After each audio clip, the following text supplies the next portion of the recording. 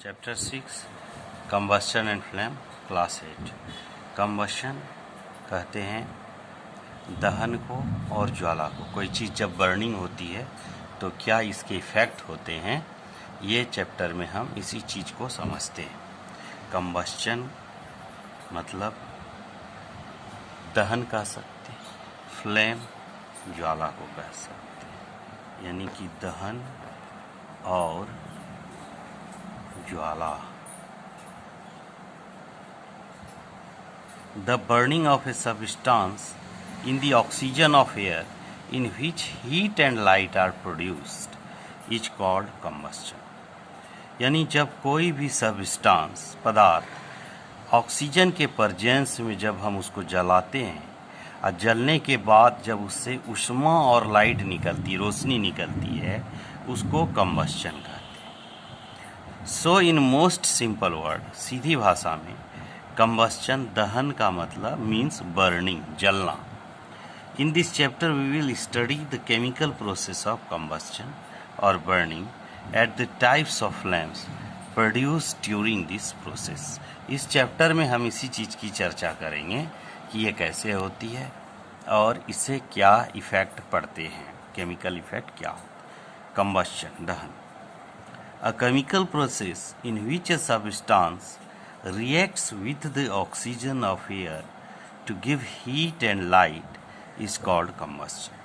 एक रासायनिक प्रोसेस, रासायनिक पद्धति इन विच जिसमें कि ये सबस्टांस, एक पदार्थ रिएक्ट्स करती है with the oxygen to give heat and light is called. यानी जब कोई एक रासायनिक पद्धति जब हम उसको ऑक्सीजन की प्रेजेंस में बर्न करते हैं तो उससे हीट और लाइट प्रोड्यूस होती है, उसी को कंबस्शन कहते हैं।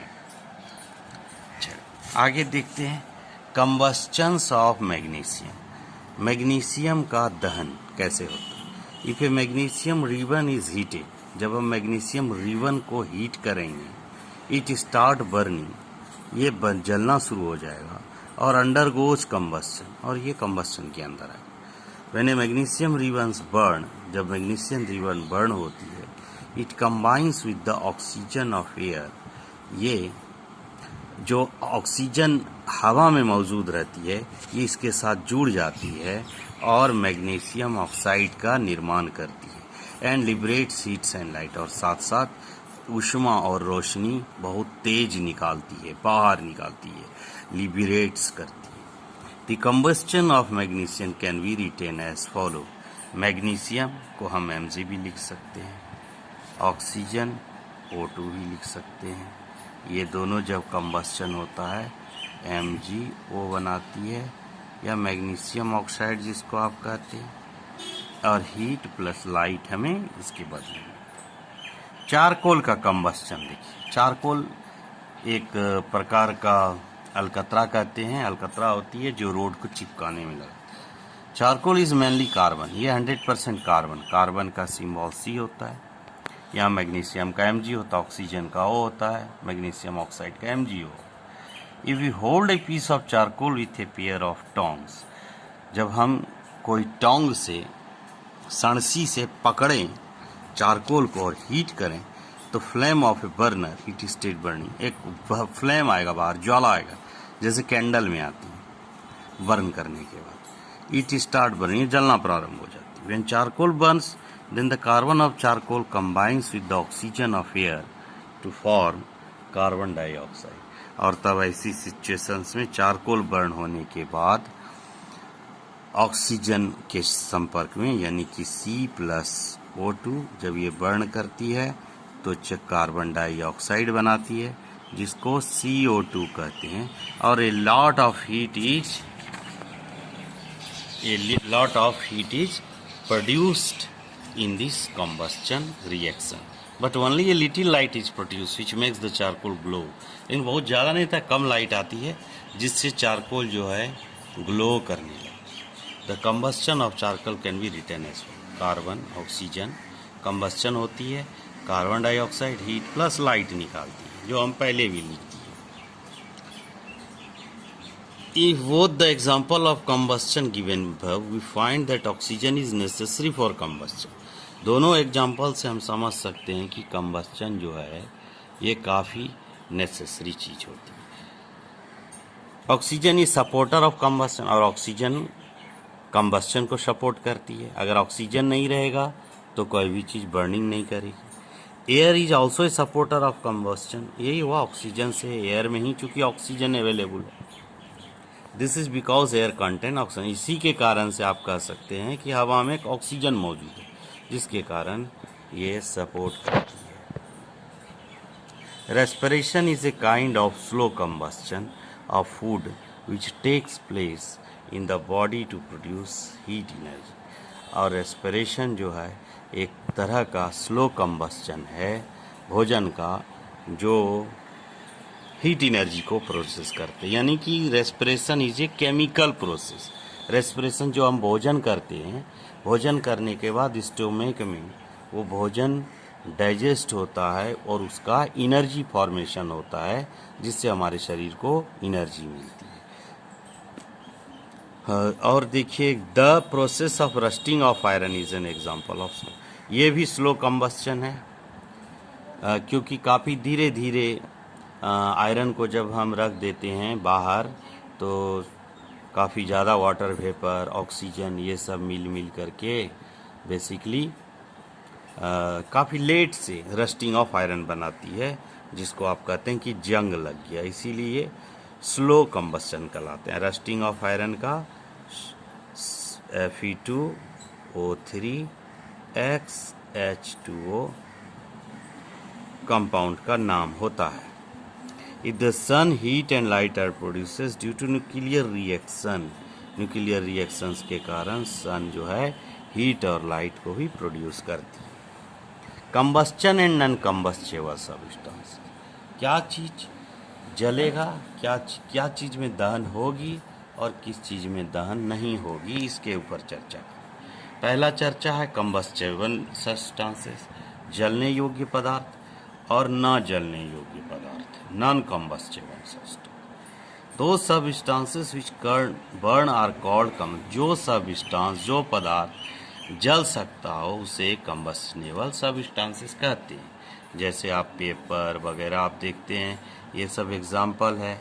LPG, CNG, ये सब जल जाती है. और दो substances which do not burn, और जो ना जलने लायक पदार्थ है उसको कंबस्टेबल सबस्टांसेस कहते हैं. जैसे पत्थर, ये सब आप नहीं जला पाएंगे. ब्रिक्स, सॉयल, ये सब नहीं जलती है लिमिटेड टेम्परेचर पे, इसीलिए हम इसको नॉन कंबस्टेबल सबस्टांसेस कहते हैं. Condition necessary for combustion. Combustion के लिए कौन कौन सी स्थिति का होना अनिवार्य है, इम्पॉर्टेंट है. Number 1, presence of A combustible substances, यानी कोई भी चीज़ जो जलने योग्य है पदार्थ वही रहेगी. दूसरा, सपोर्ट ऑफ कंबस्चन, जैसे एयर और ऑक्सीजन होना चाहिए. और heating the combustion, ignition temperature की ज़रूरत पड़ती है. अभी इग्निशन टेम्परेचर क्या है हम बताते हैं. एग्जाम्पल हम लेते हैं. आपके पास पेपर दिया और एयर है, और आपके पास माचिस की तिल्ली है. माचिस की तिल्ली, क्या ये तीनों में कोई एक चीज़ नहीं रहेगी तो आप पेपर को जला सकते हैं? पेपर नहीं रहेगी तो हवा और माचिस की तिल्ली कुछ नहीं कर सकती. अच्छा, खाली पेपर हो और हवा हो, माचिस की तिल्ली नहीं है आपके पास, तो जब तक आप उसमें आग नहीं लगाएंगे वो चीज़ नहीं जलेगी. उसी को कहते हैं बेसिकली इग्निशन टेम्परेचर. ऐसा टेम्परेचर जिसपे कोई जलने वाला पदार्थ जलना शुरू कर दे. किसी का कम होता है, किसी का ज़्यादा होता है. इसका चर्चा करेंगे हम इग्निशन टेम्परेचर का. बट फिलहाल हम ये देखते हैं कंबस्चन तभी संभव है जब ये तीनों चीज़ अवेलेबल हो. तीनों चीज़ अगर नहीं होगा अवेलेबल तो वो चीज़ कभी भी कंबस्चन नहीं करेगी. Combustible substances. The presence of a combustible substances is necessary for combustion to take place. ये 100% ज़रूरी चीज़ है कि तब तक आपका कोई पदार्थ जो जलने योग्य नहीं है आप उसे जला ही नहीं पाएंगे। यानी जो कंबस्शनेबल सबस्टांसेस है उसी में कंबस्चन होगा, जैसे पेपर हो, एलपीजी हो, सीएनजी। सपोर्ट ऑफ कंबस्चन में हम देखते हैं, एक यहाँ एक्सपेरिमेंट भी किए हैं, कैंडल को बर्न करके और उसके ऊपर अगर हम एक कवर से ढक दें तो यहाँ एयर नहीं जाएगा और ये बत्ती बुझ जाती है। क्यों बुझ जाती है? बर्निंग कैंडल क्यों बुझ गई? क्योंकि यहाँ ऑक्सीजन का अभाव हो गया। यहाँ दो चीज़ तो रहा हमारे पास, यहाँ हमारे पास कैंडल भी है और बर्निंग कैंडल है और ये फायर इसमें से दिए माचिस भी है, लेकिन हमने हवा को कनेक्शन कट कर दिया, ये बंद हो गया। A supporter of combustion like air is necessary for combustion. इस तरह से आपका हवा का होना निहायत ही जरूरी है। हवा नहीं होगा तो वो वस्तु नहीं जलेगी। आते हैं इग्निशन टेम्परेचर की। आखिर अभी हमने जिक्र किया कि कोई पदार्थ आप माचिस से जला सकते हैं, और अगर हम यही वुड दे दें बड़ा सा और कहें कि ये माचिस लीजिए आप जला दीजिए, आप नहीं जला पाएंगे, क्योंकि उसका इग्निशन टेम्परेचर काफ़ी हाई है। आपको उसके लिए चाहिए, आवश्यकता पड़ेगी केरोसिन ऑयल, पेट्रोल, डीजल, ऐसी चीज़ों की, ताकि आप उसके ऊपर छिड़क करके उसको जला सकें। The lowest temperature at which a substance catches fire and start burning is called its ignition temperature. वो सबसे कम से कम तापमान जिसमें कोई पदार्थ आग पकड़ लेती हो और जलना शुरू कर देती हो, उसी को हम इग्निशन टेम्परेचर कहते हैं। यहाँ एग्जाम्पल में दिखाया भी है, पेपर को माचिस से जलाते हुए, तो ये माचिस का जो है इसका इग्निशन टेम्परेचर है, जिसके कारण ये पूरी तरह से जल जाती है। Number 1, some of the substances having low ignition temperature. इसमें से कुछ पदार्थों का काफ़ी कम इग्निशन टेम्परेचर होता है, काफ़ी लो इग्निशन टेम्परेचर। जैसे ड्राई ग्रास, जिसको आप स्ट्रॉ कहते हैं, सिक्की तुरंत आग पकड़ लेती। वाइट फास्फोरस, क्लॉथ, फैब्रिक वाला, alcohol, kerosene, petrol, LPG, CNG. हल्का एक चिंगारी काफ़ी है इसको आग लगने के लिए। इन पेपर में चिंगारी रहेगी तो नहीं आग होगी, ये सब तुरंत चिंगारी में आग फायर हो जाएगी। Petrol has a much lower ignition temperature that, kerosene से भी कम पेट्रोल का इग्निशन टेम्परेचर इतना है कि स्पार्किंग होता है और गाड़ी में एनर्जी मिल जाती है। और some of the substances having high ignition temperature are coal, charcoal, log of wood and cow dung cakes. कुछ इस तरह, जैसे कोयला हुआ, चारकोल हुआ, लकड़ी का टुकड़ा हुआ, या काउ डंग केक, गोईठा कहते हैं, उपला, ये सबको थोड़ा ज़्यादा टेम्परेचर की आवश्यकता होती है बर्न करने की। How a match sticks is lighted. अगला क्वेश्चन है कि मैचिस स्टिक जो होता है, जिसे माचिस कहते हैं, वो कैसे लाइट करती है। देखिए, ये बहुत अच्छी कहानी है। A matches does not catches fire and burn on its room temperature. आप the ignition temperature matches is much higher than the room temperature. आप खाली माचिस खरीद के दुकान से ले आइए और रख दीजिए रूम टेम्परेचर, क्या वो जलना शुरू हो जाएगी? नहीं जलती है। आप जब तक उसमें से तीली निकाल करके उसको रब नहीं करते हैं, रगड़ते हैं। A matchstick is lighted by rubbing it on the rough surface providing on the side of the matchbox। जो उसी माचिस के साइड में इस तरह का रबिंग पॉइंट बना हुआ है, इसमें आप घसते हैं, रगड़ते हैं, तब ये आग पकड़ती है। The heat produced by friction raise the temperature of the chemical present on the matchsticks head to their ignition temperature।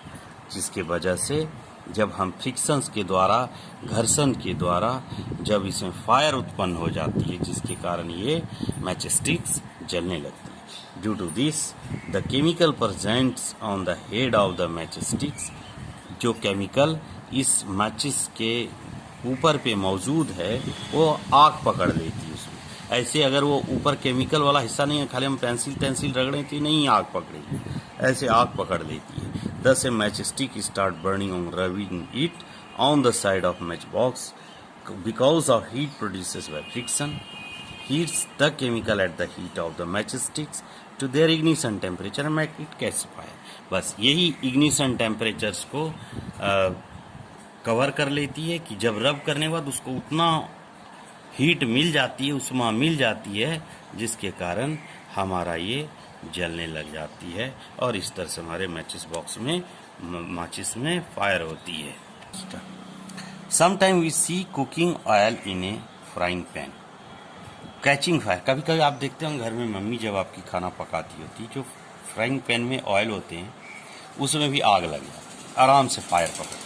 Catching fire when an frying pan is kept on the burning gas stove for a long time.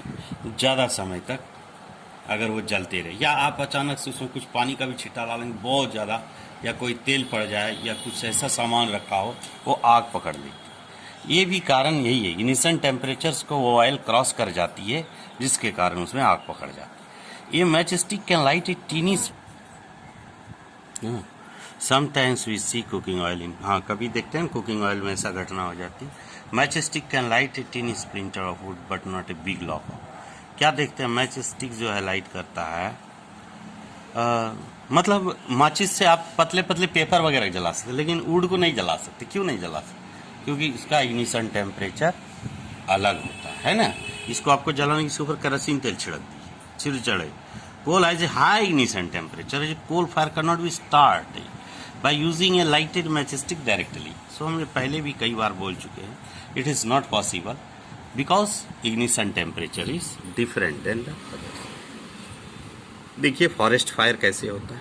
A coal fire is started indirectly as follows. Piece of cloth dipped in kerosene oil and some pieces of wood are arranged over it. आप देखते होंगे घर में क्या करता है ना, पहले केरोसिन तेल में थोड़ा सा कपड़ा भिजा लेता है, फिर उसके ऊपर चारों तरफ वुड को अच्छी तरह रख देता है, फिर उसको जलाया, तब उसमें आग पकड़ती है और आपका खाना बनता है. अब पहले के ज़माने में ज़्यादा ये काम होता है.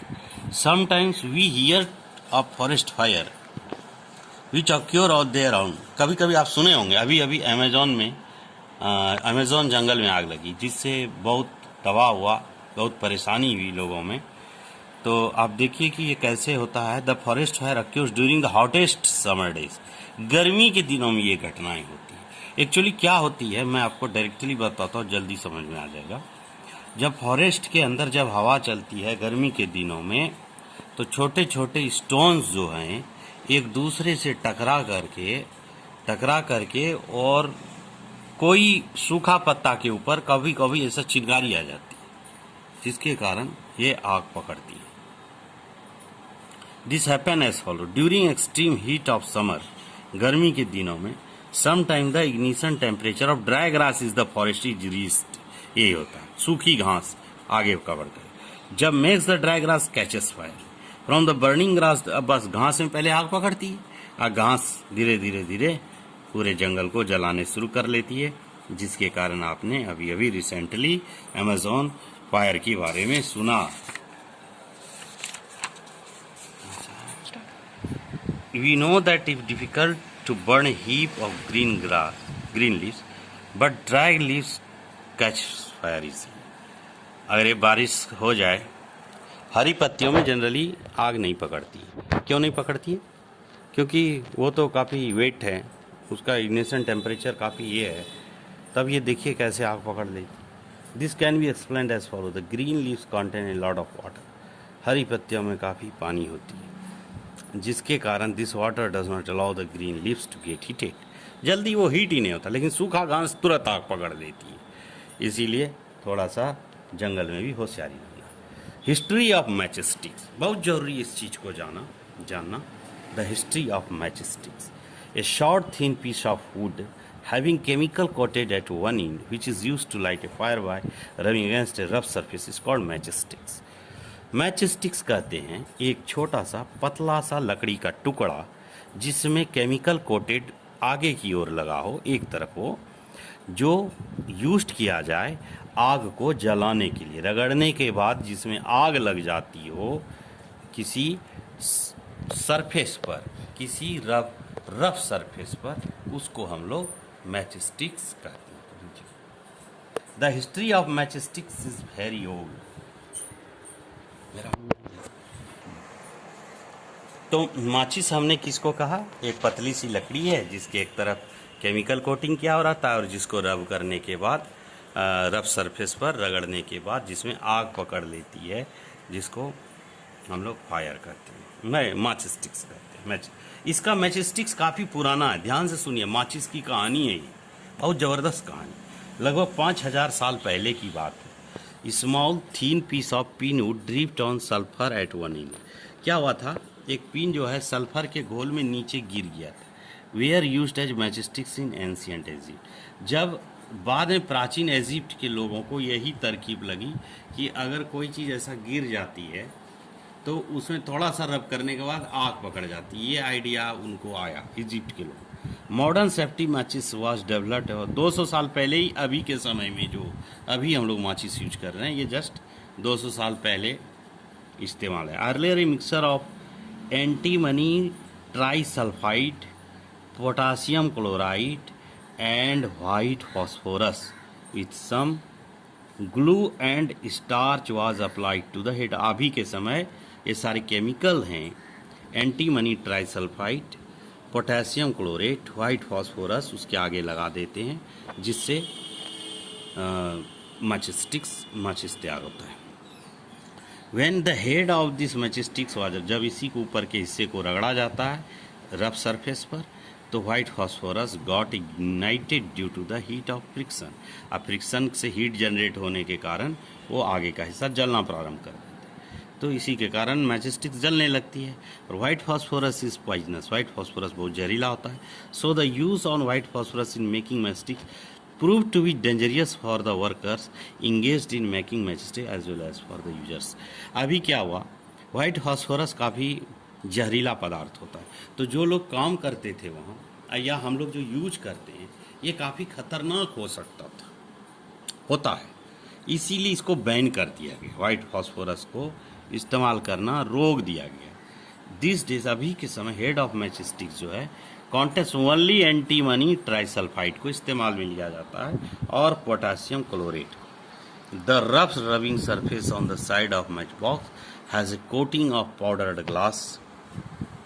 Match sticks rub against the rough surface match box. तो इस तरह से आप अभी समझ सकते हैं कि हम लोग ज़्यादातर एंटीमनी ट्राइसल्फाइड या पोटासियम क्लोरेट के घोल को आगे लगा करके माचिस यूज करते हैं। अगला कॉन्सेप्ट जो अगला वीडियो आपको मैं बना के दूंगा वो है how do we control fire. हम लोग किस तरह से आग को कंट्रोल कर सकते हैं, इसके बारे में हम चर्चा करेंगे अगले वीडियो में। धन्यवाद।